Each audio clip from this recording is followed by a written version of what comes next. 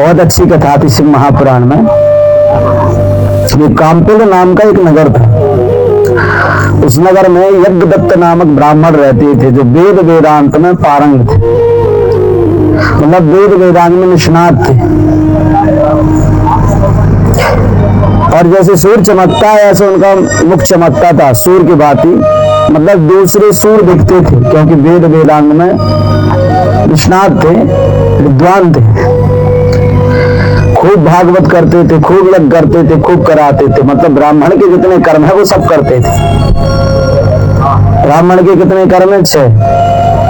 यज्ञ करना, यज्ञ कराना, दान लेना और दान देना, अध्ययन करना और अध्ययन कराना, यानी शिक्षा लेना और दूसरों को शिक्षा देना। ये 6 कर्म होते थे और 6 कर्म यज्ञदत्त जी बहुत करते थे, बहुत अच्छे तरीके से करते थे। अब बहुत दिन व्यतीत होने जाने के बाद उन्होंने सोचा कि अब संतान हो जाए। उनके घर में संतान भी हो गई। संतान हो गई, नाम क्या रखा? गुणनिधि, जिनमें समस्त प्रकार के गुण हों, गुणों की खान, उसका क्या नाम रख दिया? गुणनिधि। और गुण एक भी नहीं थे उसके पास,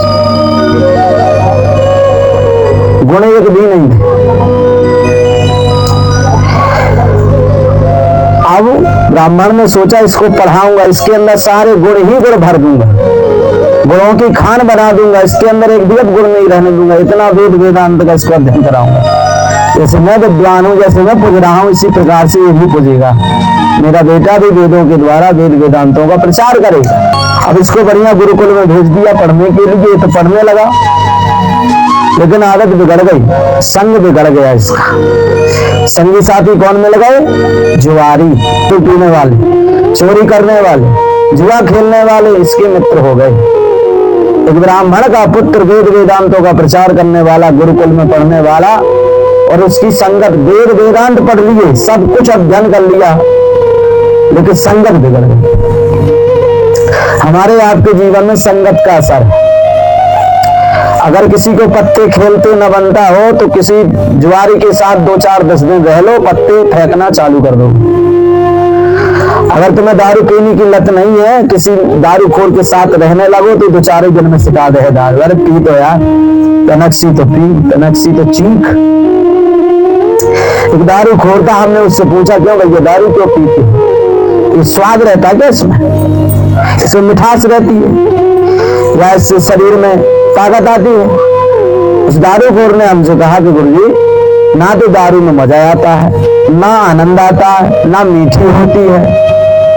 तो तुम्हारा दारू नहीं छूट रही और दारू पिए घर में लड़का वालों नहीं हो रहा महाराज, भूत परेशान कर रहे, प्रीत परेशान कर रहे, हमारे घर सुख शांति नहीं है, पैसा फंसो, ये फंसो, वो फंसो।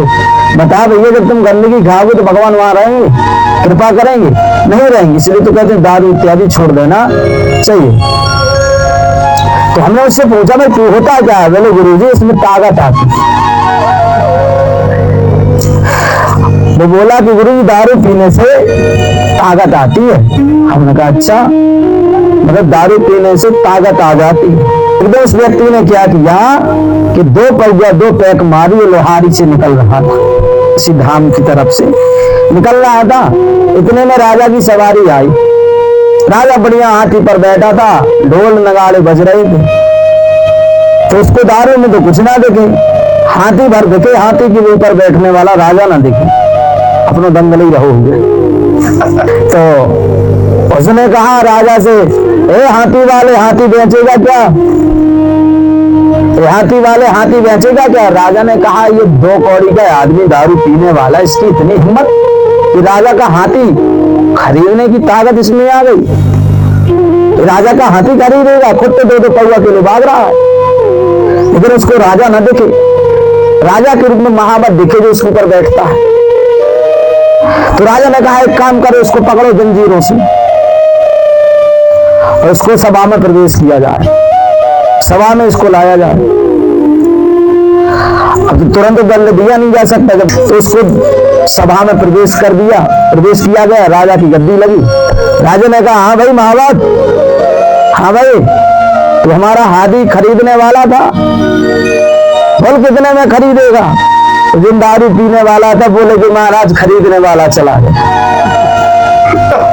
वो खरीदने की बात कर रहा था, वो खरीदने वाला तो चला गया, यानी कि जो दारू अंदर चढ़ी थी वो दारू बोल रही थी, अब दारू खत्म हो गई, दारू का असर खत्म हुआ। तो ये दारू है। दारू का मतलब होता है दारू पीने के बाद दारुण, दारू पीने के बाद जो रुदन करवा दे, जो नाश करवा दे, उसका नाम है दारू। समझ गए? जो संपत्ति को हटवा करके विपत्ति ला दे, उसका नाम है दारू। तो जो गुणनिधि था वो तो मित्रों के साथ दारू पीने लगा, खूब दारू पिए, खूब चोरी करे। जब उसके पिताजी घर में आए तो अपने उनकी पत्नी से पूछे, क्यों जी अपना पुत्र कहाँ गया गुणनिधि?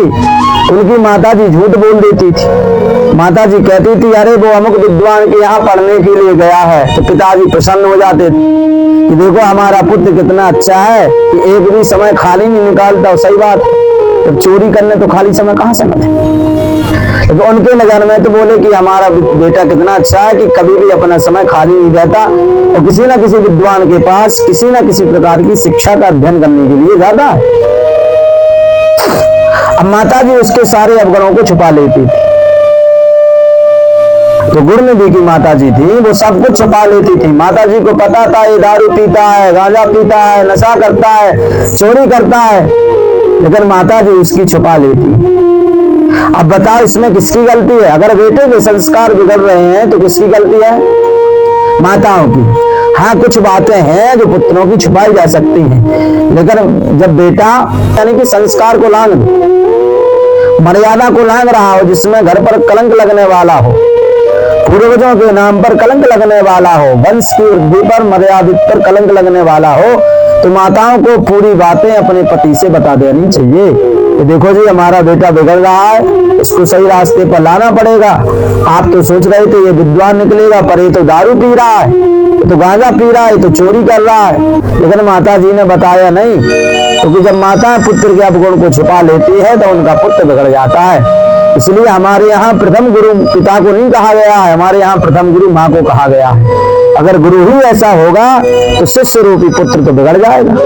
बिगड़ेगा कि नहीं बताओ?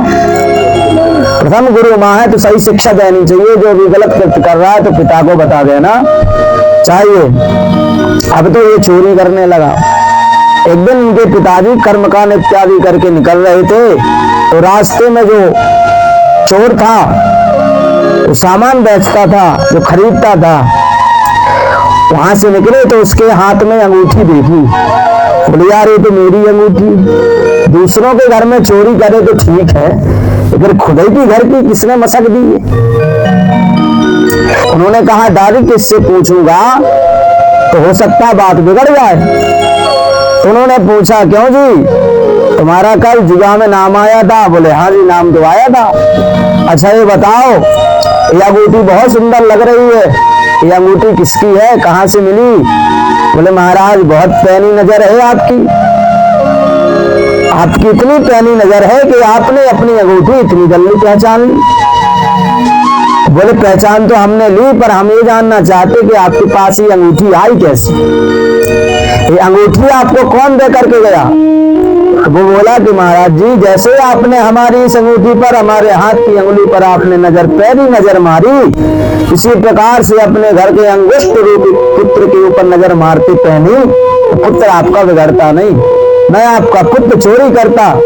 उन्होंने अंगूठी ली, दाम दिया, घर में आए। उन्होंने तो वो जैसे ही आए तो उन्होंने कहा कि क्यों जी पुत्र कहाँ गया? और उनको पता चल गया था कि हमारा पुत्र दारू पीने के लिए गया है। एक ब्राह्मण का पुत्र वैश्यागमन करने लगा। क्या करने लगा? वैश्यागमन। देखो हमारे शास्त्रों ने, भगवान ने किसी को नहीं छोड़ा है, समझ गए? आप ये कहो कि ब्राह्मण है, वेद वेदांत पढ़ रहा है, अध्ययन कर रहा है, तो भगवान उसको क्षमा कर दें, तो भगवान कर्म किसी के क्षमा नहीं करते।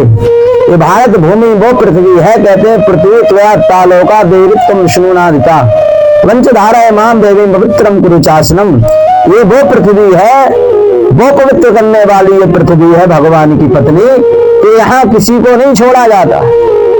यहाँ राजा हो, रंक हो, भिखारी हो, सबके साथ उसका निर्णय किया जाता है। महाराज दशरथ स्वयं चक्रवर्ती सम्राट भगवान श्री राम के पिता हैं, एक ब्रह्म के पिता बने राजा दशरथ, परमात्मा के पिता बने, तो पृथ्वी को ये सोचना चाहिए था कि ये तो ब्रह्म के पिता है, इनको छोड़ देना चाहिए, छोड़ देना चाहिए कि नहीं। लेकिन इस पृथ्वी ने ब्रह्म के पिता राजा दशरथ को भी नहीं छोड़ा, उनको भी इसी मिट्टी में मिलना पड़ा। तो ये पृथ्वी ये किसी के कर्म को नहीं छोड़ती। अब तो उन्होंने अपनी पत्नी से कहा, क्यों जी हमारा पुत्र कहाँ है? तो उनकी पत्नी ने कहा, देखो जी अपना पुत्र किसी अमुक विद्वान के यहाँ पढ़ने के लिए गया है। तो जो यज्ञदत्त जी थे उन्होंने कहा, मुझे पता है कि मेरा पुत्र कहाँ पढ़ रहा है। जितना भी कर्म कांड में कथाओं के द्वारा पैसा कमाता है वो पैसा वैश्यकर्म में लगा रहा है। हमारी तो इज्जत ही खराब कर दी उसने, नाक कटवा दी हमारी। अच्छा एक बात बताओ, जो हमने तुम्हें अंगूठी दी थी वो कहाँ है? अंगूठी तो ले आए वो, उनको पता भी चल गया कि पुत्र ने चुराई थी, तो अभी उनके पास अंगूठी है। फिर वो पूछ रहे हैं, क्यों जी हमारी अंगूठी कहाँ है? बोले अंगूठी तो मैंने कहीं रख दी है पर मैं भूल गई हूँ। अब यहाँ माता जी झूठ बोल रहे हैं, उनको पता सब है। उनकी माता जी कहने लगी, रुको रुको, हमारा दूध चढ़ा है गैस के ऊपर, चूल्हे के ऊपर, वो उफन जाएगा, पूरा दूध बर्बाद हो जाएगा। दाल चढ़ी है वो फन जाएगी, खराब हो जाएगी, जल जाएगी, मैं दूध दे करके आता हूँ। तो उन्होंने कहा कि कोई दूध देखने की आवश्यकता नहीं है, अब जो फनना था सो फन गया। आज से मैं तुम्हारा त्याग करता हूँ, आज से तुम मेरे घर मत आना, आज से तुम्हारा पति मर गया क्योंकि तुमने झूठ बोला है। तो गुरु होने के बाद भी तुमने अपने पुत्र का सच कभी तुमने बताया नहीं, इसलिए मैं तुम्हारा त्याग करता हूँ, साथ में ही तुम्हारे पुत्र का भी त्याग करता हूँ। इतने में पुत्र आ गया। जब पुत्र आया तो उन्होंने कहा, क्यों भाई तुम चोरी करने लगे हो, तुम वैश्यागमन करने लगे हो, तुम दारू पीने लगे हो? तो पुत्र बोला, हाँ पीने लगा हूँ, करने लगा हूँ, क्या कर लोगे मेरा, क्या कर लोगे मेरा? यही हम सबके साथ भी हो रहा है। अगर बचपन में ही पकड़ करके 2 थापड़े लगाए होते तो पुत्र बिगड़ता नहीं। जो हम लोग अपने पुत्रों को खुला छोड़ देते हैं कि जा पढ़ने जा रहा है, हम उस पर नजर नहीं रखते। हमारी बिटिया लोग, कन्या बहन लोग पढ़ने जाती हैं तो हम लोग नजर नहीं रखते कि जाती हैं, क्या करती हैं, किससे बात करती हैं, ये सब हम लोगों को नजर रखनी चाहिए। विश्वास जरूर कितना भी पुत्री पर हो, लेकिन नजर हमको रखनी चाहिए, तभी संस्कार बने रहते। आजकल तो जमाना भी खराब चल रहा है, तो नजर नहीं रखी। बचपन में 2 थप्पड़ लगाए होते तो पुत्र बिगड़ता नहीं। आज पिता के सामने ऊंची आवाज से बात नहीं करता, संस्कार बिगड़े हैं, तभी तो कह रहा हाँ पीता हूँ, करता हूँ, चोरी करता हूँ, क्या कर लोगे तुम मेरा? पिता ने सोचा, क्या मेरे तेरा त्याग करता हूँ, त्याग कर दिया। और पत्नी से कह दिया कि तुम्हारा त्याग तो मैं करता ही हूँ, आज से दूसरी पत्नी ले आऊंगा। इसलिए अपने पति से कभी भी झूठ नहीं बोलना चाहिए। याद रखना, शास्त्र में जब भी तुम आते हो तो तुम्हारा सबसे ज्यादा प्रेम करने वाला, सबसे ज्यादा ध्यान देने वाला, तुम्हारी समस्त कामना को पूर्ण करने वाला पति ही होता है कि नहीं? अगर तुम्हारा कोई सुख दुख है तो तुम पति से रो सकती हो, पति से सुना सकती हो, क्योंकि जो तुम्हारा दुख है जितना पति समझ सकता उतना कोई नहीं समझ सकता। समझ सकता है ना? तो सास समझेगी, ना ससुर समझेगा, ना नंद, ना भौजाई, कोई समझने वाला नहीं है। परिवार में भी कोई समझने वाला नहीं है। परिवार वाले तो यही सोचेंगे कब इन दोनों में लड़ाई हो, कब एक दूसरे मरे, इनकी जो जगह खेती है सब हमारे पट्टे पे आ जाए, हमारे कागज में आ जाए, हमारे नाम हो जाए। क्योंकि जब मर जाएंगे तो जगह कौन रखेगा, इनका घर कौन संभालेगा? तो तुम्हारा सुख का साथी केवल पति है और कोई नहीं है। तो इन्होंने त्याग कर दिया। अब जब घर वालों ने त्याग कर दिया, वे पता चलता है कि दारूखोर कितने बड़े मित्र होते हैं हमारे। अब जब पिता ने त्याग कर दिया तो वो पुत्र बाहर जगह जगह पर भटकने लगा। उसने कहा, नहीं नहीं, मुझे भटकूंगा नहीं, क्योंकि मेरा ये मित्र है, मेरे साथ दारू पीता था, मैं उसके पास जाऊंगा, मैं उसके पास रहूंगा। जब माता पिता ठुकरा देते हैं तो कोई भी सहारा नहीं रहता है, अपने बनने वाले मित्र भी साथ छोड़ देते हैं। या गुणनिधि भी अपने मित्रों के पास गया, बोले साथ में ही तो चोरी करते थे, साथ में ही दारू पीते थे, साथ में ही सब कुछ करते थे। अब मैं जा रहा हूं अपने मित्र के पास, वो मित्र मुझे रखेगा। अब अपने मित्र के पास पहुंचा, उन्होंने कहा कि भैया हमारे पिताजी ने हमें त्याग दिया है, तू तो मेरे बचपन का मित्र है, हम लोग साथ में चोरी किया करते थे, दारू पिया करते थे। तो मित्र ने कहा कि देखो इसको तो बाप ने घर से भगा दिया, अब तो इसके पास धन भी नहीं है, दौलत भी नहीं है, अब तो ये कर्मकांड भी नहीं कर सकता जो पैसा लाकर हमको देगा। तो उसके मित्र ने कह दिया, अरे भैया हम रख तो लेंगे लेकिन हमारे माता पिता नहीं रखेंगे, हम तुम्हारी कोई मदद नहीं कर सकते, तुम यहाँ से चले जाओ, तुम दूसरे मित्र के पास पूछ लो। जहाँ गांजा पीता था उसके मित्र के पास गया, उसने कहा भैया हम भी नहीं रख सकते, हमारे पास खुद खाने के लिए नहीं, हम तुम्हें क्या खिलाएंगे। उस वैश्या के पास पहुंचा जो वैश्या गमन करती थी, उसके पास गया। उस वैश्या ने कहा देखो जी, जब तक तुम पैसा लाते थे, जब तक तुम हमें पैसा देते थे, तब तक हम तुम्हारे थे, अब तुम्हारे पास पैसा नहीं है तो हम भी तुम्हारे नहीं है। तो जब माता पिता ने त्याग दिया, ना तो मित्र ने साथ दिया, ना किसी ने साथ दिया, वो दर दर भटकने लगा। जो वो घर में मालपुआ छानने वाला गुणनिधि था, आज एक एक रोटी के लिए भटक रहा है। अब भटकते भटकते बहुत दिन व्यतीत हो गए। एक समय आया, शिवरात्रि का महापर्व आया। शिवरात्रि का महापर्व आया तो उस समय क्या हो रहा था, उस समय वो लेटे लेटे सोच रहा था, और सामने बढ़िया गांव के लोग बढ़िया पत्तल 56 प्रकार का भोजन ला रहे थे सब्जी के लिए। सुबह अभिषेक हो रहा था, सुबह का पड़ा पड़ा भूखा प्यासा तड़प रहा था। उसने कहा ये पत्तल तो आ रही है, मुझे भोजन मिल जाए, लेकिन सुबह से शाम हो गई, पानी तो क्या अन्न का दाना भी नहीं मिला। अब महाशिवरात्रि के दिन क्या होता है कि 4 प्रहर का जब तक अभिषेक शंकर भगवान का पूजन ना हो जाए तब तक जल भी ग्रहण नहीं करना चाहिए, ना अन्न ग्रहण करना चाहिए। अब वो लेटा लेटा सोच रहा है, यहाँ तो मैं अन्न भोजन के लिए तड़प रहा हूँ, कोई पानी देने के लिए भी नहीं है। जब मैं घर में था तो मेरी मैया बढ़िया बढ़िया सुबह सुबह उठाती थी, सुबह सुबह चाय देती थी, नहला धोला करके जब मैं नहा स्नान करके आता था तो मैया बढ़िया पकवान रख देती थी, भोजन कराती थी, ले बेटा खा ले। एक पूरी के जहाँ 2 मैया पूरी खवाती थी, मैं कितना गंदा होके आ जाऊं तो मैया मुझे नहलाती थी, सुंदर साफ करती थी। लेकिन आज भोजन के लिए तड़प रहा हूं, उसको अपनी माँ की याद आ रही, अपने पिता की याद आ रही कि आज मैंने घर नहीं त्यागा होता तो आज मैं कितने आनंद से रह रहा होता। आज वो तड़प रहा है, रो रहा है अपनी माँ की याद में। हम सबको एक शिक्षा दे रहा है कि कितना भी कुछ हो जाओ अपने माता पिता को नहीं त्यागना चाहिए, नहीं तो गुणनिधि जैसी हमारी तुम्हारी हालत हो जाएगी। परदेश में कोई किसी का नहीं होता है। अब वो रो रहा है, याद कर रहा है कि कोई नहीं परदेश में मेरा, कैसे घर पर आऊं मां, कैसे आऊं, कोई नहीं परदेश में। जब घर में था कहते जब गांव में गंगा जी बहती हैं तो गांव के लोगों को वो नाला लगता है। जब तक माता पिता सानिध्य में रहते हैं तब तक माता पिता उन्हें कुछ समझ में नहीं आते, लेकिन जब माता पिता का वियोग किसी को होता है तो माता पिता का प्रेम नजर आता है कि नहीं आता है। हम लोग जैसे अपना जिला छोड़े पड़े हैं, गांव छोड़ा, थाना छोड़ा, पोस्ट छोड़ा, जिलाई तक छोड़ दिया और जबलपुर में आ गए। हम लोगों का भी तो वही हाल है। नहीं भाई, कितना भी हंसते रहे मुस्कुराते रहे, लेकिन जब अकेले में याद आती तो किससे कहें, बताओ भाई। माता पिता की याद बनी थोड़ी नहीं है कि समय पे आएगी, कभी भी आ सकती है। जब भी याद आती है तो किसी से कहते नहीं है, लेकिन मन ही मन में रो लेते हैं। तो अब कहा हम लोग क्या महीना होगा, माना नहीं गए, 2 महीना हो गए हम लोग घर नहीं गए अभी। और आज हमारी माता जी लोग, भैया भाभी सब पूरा घर परिवार प्रयाग जा रहा है, प्रयाग स्नान करने के लिए। एक समय होता था जब गांव में वाहन आते थे तो कहते थे भैया हमको घुमा दो, हमको घुमा दो। माता जी से कहते थे कि हम तुम्हें नहीं ले जाएंगे, तुम्हारे पास किराया नहीं है, पैसा नहीं है, तुम कहाँ से दोगी।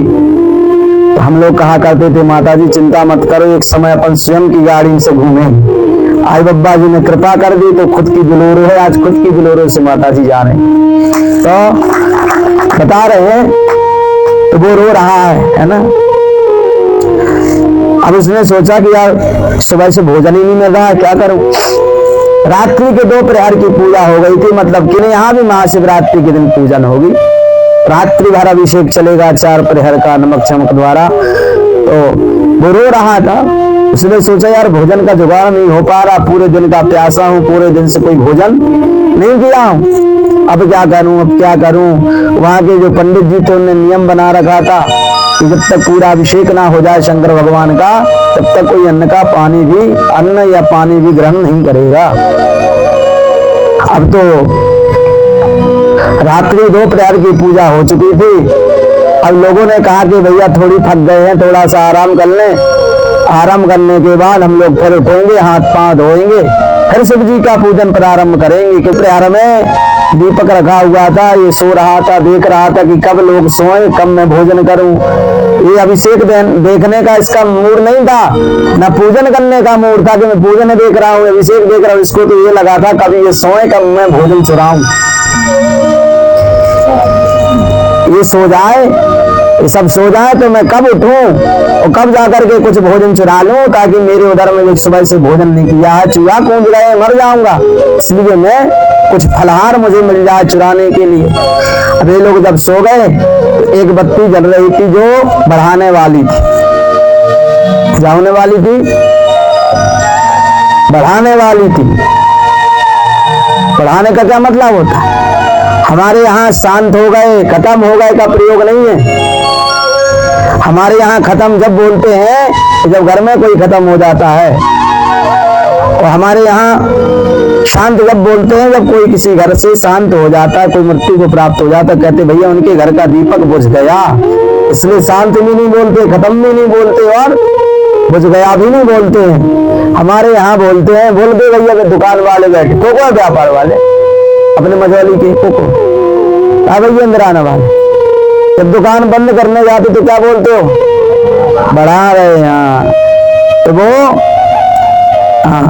दुकान बढ़ा के आ रहे हैं। जैसे हमने खवास को फोन करवा महाराज से, बुलाओ ना यार बाला बता यार महाराज भाई 10 बजे दुकान बढ़ा के आ रहे, यानी बंद करके आ रहे। उसी प्रकार से दीपक भी बंद होने वाला था, बढ़ाने वाला था। तो उसने सोचा यार अंधियारा हो जाएगा तो कैसे पता चलेगा कहाँ भोजन रखा, तो कैसे चुरा पाऊंगा। तो जैसे ये सोया, सब सो गए, इसने अपनी जो धोती कुर्ता पहने था, इसने अपना कपड़ा निकाला और दौड़ करके भागा। पहले तो इसने जो दीपक जल रहा था, दीपक से अपने कपड़े को जलाया और 7 बार ऐसी करके घुमाया शिव जी के सामने, ताकि ऐसी देखूंगा तो कहाँ कहाँ दिखेगा। और ऐसा कपड़ा जब पूरे में घुमाएंगे तो पता चल जाएगा कहाँ कहाँ रखा है, कहाँ भोजन रखा है, कहाँ फलाहार रखा है, कहाँ मीठा रखा है। और जब दिख जाएगा तो तुरंत चुरा के भाग दूंगा। उसने 7 बार ऐसे घुमाया और 7 बार में उसने भोजन देख लिया, तुरंत उठाया और भोजन, वो जो लड्डू था शंकर भगवान के प्रसाद चढ़ा हुआ, उसने उठाया, आधा पा लिया अंदर, आधा चला गया, आधा मुंह में ही रह गया। दूर जब भगा तो एक भक्त के पैर में लात लग गई। जैसे भक्त के पैर में लात लगी तो भक्त उठ गए और चिल्लाने लगे, चोर चोर चोर चोर चोर, मारो पीटो इसको, ये चोरी करके भाग रहा है। तो सब उठे, सबने उसको पकड़ करके मार मार करके उसको मार दिया, अंत में वो मर गया। ऐसे भक्त कलयुग में होते हैं। अगर कोई भक्त शिव जी का प्रसाद चोरी करके जाए तो शिव जी की तो पूजा हो रही है, लेकिन उसको पहले ही मार मूर देंगे। बोले क्या कर रहे, बोले अभिषेक करते हम हो रहे, और मार दारू सामने वाले, तो फल मिलेगा। जैसे हम लोग कहते हैं भैरव बाबा की सवारी क्या है, कुत्ता है, लेकिन जब उपाय कोई बताता है कि भैया शनि को प्रसन्न करना है तो काले कौआ को रोटी खवाओ, गुड़ खवाओ, मीठा खवाओ, तो अपनी शांति के लिए तो हम लड़ुआ गुड़ और मीठा रोटी खिलाते हैं, लेकिन जब हमारे घर में घुसता है तो लट उठा करके मारते, पीटते हैं उसको, मारते तो नहीं, बोले हट तेरी ठटली मारे सारे, रोटी चुरा गया, लगे लगे मारी से कुत्ता भी याद घर के पीछे लुके लुके खा। तो जब अंतिम समय में वो मर गया तो तुरंत यम के दूत आए। कौन आए? यम के दूत जब आए तो उन्होंने पकड़ा, बोले कहा ये बहुत पापी है, इसने अपने ब्रह्म तत्व को नष्ट किया है, ब्राह्मणत्व को नष्ट किया है, क्योंकि एक ब्राह्मण था, वेद वेदांत पढ़ने वाला था, ज्ञानी होकर के भी इसने वैश्य गमन किया, चोरी की है। इसको तो हम अमुक अमुक नरक में ले जाएंगे, हजारों वर्षों तक कढ़ैया में तपाएंगे, चील कौओं से इसको चुपवाएंगे। ये वैश्यागमन करता था तो एक लोहे की स्त्री बना करके इसके अंग प्रत्यंग को उससे स्पर्श कराएंगे, उसमें इसको चिपकाएंगे। अब तो मर ही गया था, इतना सोच रहे थे, जैसे उसको पकड़ा इसमें इतने में शिव जी के गण प्रकट हो गए। प्रकट हो गए तो उन्होंने यमराज के गणों को धक्का दिया, बोले तुम काले काले कबूतरों कहां से आ गए हो, काले कलंगो। बोले तुम शंकर जी के दूतों से कहा कि तुम गोरे गोरे चुट्टे मुट्टे कहां से आ गए, भस्म लगाए हुए थे, पुण्य धारण किए हुए। बोले हम शिव के दूत हैं, तो वो बोले कि हम तो यम के दूत हैं। दोनों में आपस में लड़ाई हो। शंकर जी के दूत कह रहे हैं हम इसको अपने शिवलोक ले जाएंगे। बोले कैसे ले जाओगे, जिंदगी भर तो उसने पाप किया है, और उसने जिंदगी भर पाप किया, इसलिए हम लोग जाएगा, हजारों वर्षों तक इसको कढ़ाई में तलाएंगे, तब जाकर के शुद्ध होगा।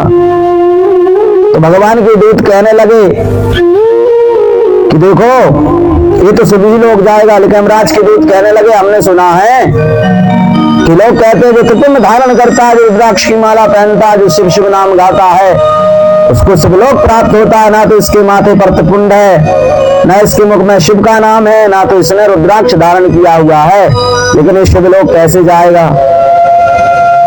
तो जो शिव के गण थे वो कहने लगे देखो भैया ये तो दिन भर का उपासा रहा है। बोले महाराज भोजन के चक्कर में उपास रहो कि कब सोए कब इनके भोजन मिले।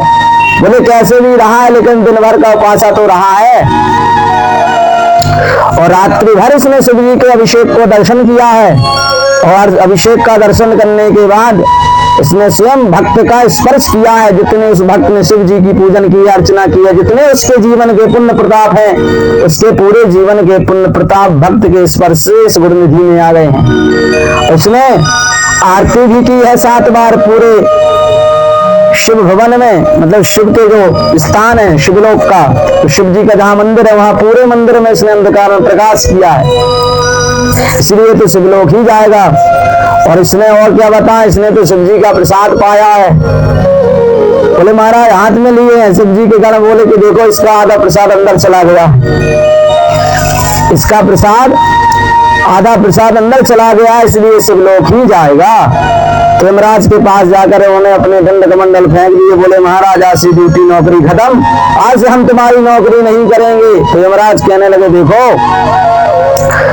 जो कभी माथे पर त्रिपुंड धारण न किए हो, जो शिव की निंदा करता हो, जो शंकर की निंदा करता हो, धर्म की निंदा करता हो, माता पिता की निंदा करता हो, जो भजन न करता हो, जो पति की आज्ञा ना मानती हो, जो पति परायण ना हो, तो भगवान का भजन ना करते हो, ऐसे लोगों को तुम ला करके नरक में डाल देना। लेकिन जिसके माथे पर त्रिपुंड हो, चंदन की एक रोली भी क्यों ना लगी हो, जिसके गले में रुद्राक्ष या कंठी हो, जिसके मुख पर सदैव शिव शिव का नाम हो, ऐसे लोगों को कभी मत लाना। अब देखो शिवरात्रि का कितना महापर्व है, कितना आनंद है। तो प्रसाद पाकर के भी शिवलोक को चला गया। आप लोग कुबेर का नाम सुनते होंगे, कुबेर का नाम सुना है? आपके गांव में कोई कुबेर है? कुबेर का क्या अर्थ मालूम? अब महाराज हमारे गांव में तो सबसे बड़े आदमी वे है, मान लो कुबेर है क्या, हमारे गांव के कुबेर है वे सरपंच साहब है, कोई भी जैसे कहते ना गांव में, अरे सकट्टी साहब हमारे गांव के कुबेर है महाराज, इतना धन है। कुबेर का क्या मतलब होता है? जो एक आंखों से टेढ़ा हो, इसकी एक आंख ना हो, वो है कुबेर। और तुम्हारे गांव में जो कोई कुबेर हो सके कार्य केड़ा है, एक आंख जिसकी नहीं होती उसका नाम है कुबेर। शिवलोक में रहा, हजारों वर्षों तक उसने भोग किया।